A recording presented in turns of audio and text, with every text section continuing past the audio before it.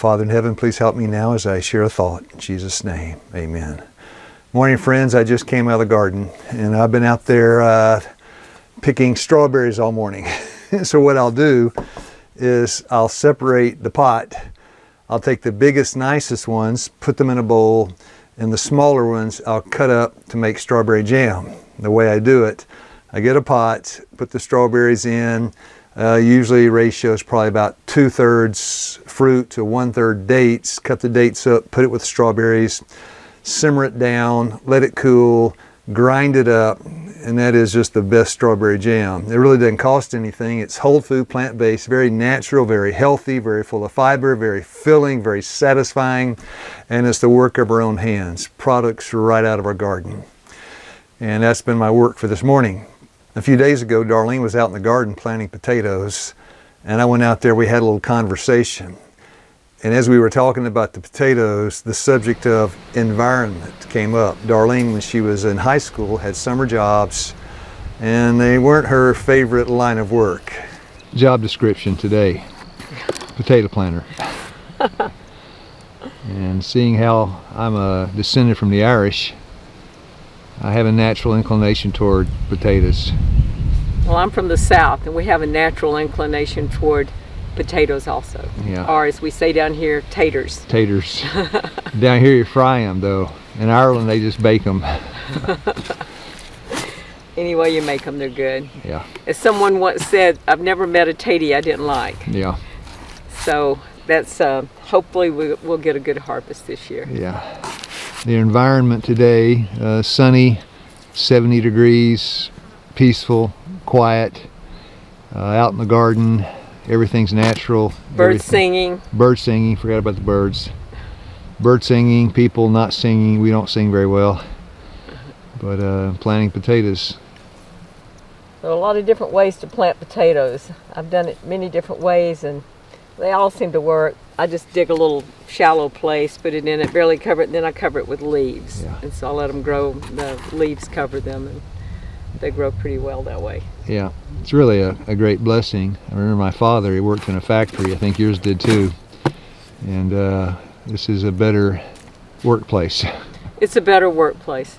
I had a factory job for a couple of summers when I was in high school to help bring in a little money so I could buy some clothes or something. And I have to say it wasn't my favorite job that I've ever done. Not a lot of challenges there. It's very repetitive. And so I appreciate all those people that work in factories that provide the things that we buy and need at a reasonable cost. But it was not all that enjoyable for me. It was very tiresome. It was hard work.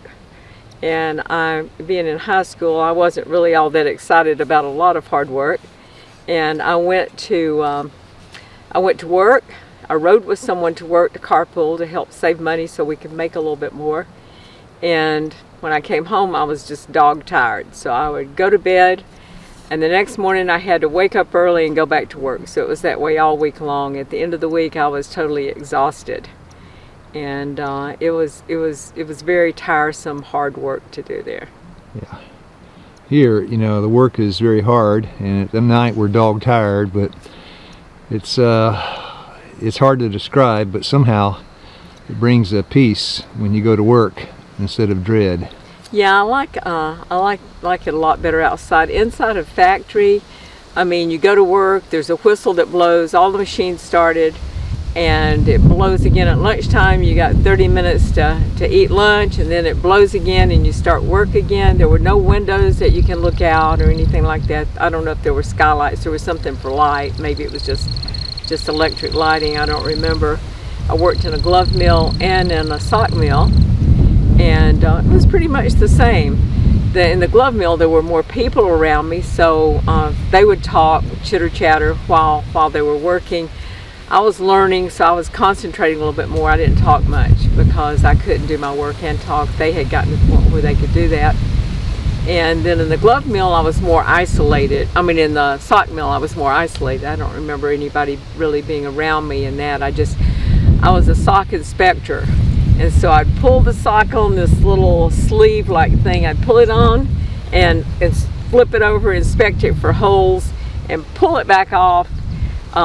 on going out with it, would pull it off and turn it to the right side. And then you would bundle those and put your inspector number in there to show that you inspected those socks and they were okay to sell or ship out or whatever they did with those. And now you're a tater inspector. Now I'm a tater inspector, and I like that kind of inspection best. I'm also a taste tester. Yeah. And taste testing taties is a very good thing to do. That along with tomatoes and peppers and all those other good things from the garden. Yep, so instead of sewing gloves, and you're now sewing potatoes in the ground.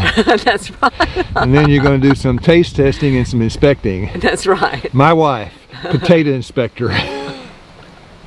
Amen. It's a pretty good job. I like it. I remember years and years ago, I mean like 40 years ago, Darlene and I lived in a Ford station wagon. Her father had died, left us 20 acres of land, a little place called Mentone, Alabama. There was no house, there was nothing there, just nice, beautiful woods. Darlene and I were in the city killing ourselves. I wanted out. I wanted to make the great escape. So we launched out to Mentone in a Ford Country Squire station wagon, and that was my physical environment. It's what surrounds us as we look around. Like right now, I'm looking at a video camera. My closet's just here. I got some windows behind me. I've got a wall in front of me. This is my physical environment. This morning, it was out in the garden, and it's what you see around you. Now, for 30 years, I worked in health ministry. And when I would sit in my office in the health institution, often I'd have a computer sitting in front of me. There'd be a table. I'd have a sliding chair, and I would be working. That was my environment, kind of artificial. Today, my environment is, for the most part, out in the garden. Now, my friend Hans, this is Hans getting suited up. It's a climbing harness and some steel spikes for his feet because he's going to work. He's going up the tree. And Hans was over at our house, he and his wife, Christina, and their 2 children. They were having lunch with us, and while Hans was here, he was very kind and gracious, was willing to go up into this tall tree that was leaning on our cabin and to cut it down. And he was up there, I don't know how tall the tree was, 50 feet, 5 stories high. He's up there, hanging from a little cable. And I thought, that's a nice environment. You got sunshine, you got fresh air, you got plenty of exercise, he'll be hungry for lunch. But I don't think that's for me. I don't like heights. Dear friends, may God bless you. In whatever circumstances you find yourself in, may He supply a peace that passes understanding. You have a nice day. Darlene, what are you going to make with all those blueberries? Blueberry crisp. Okay, when are you going to make that? Today, maybe? Tomorrow? I don't know. Sometime soon? We'll see. Sometime soon.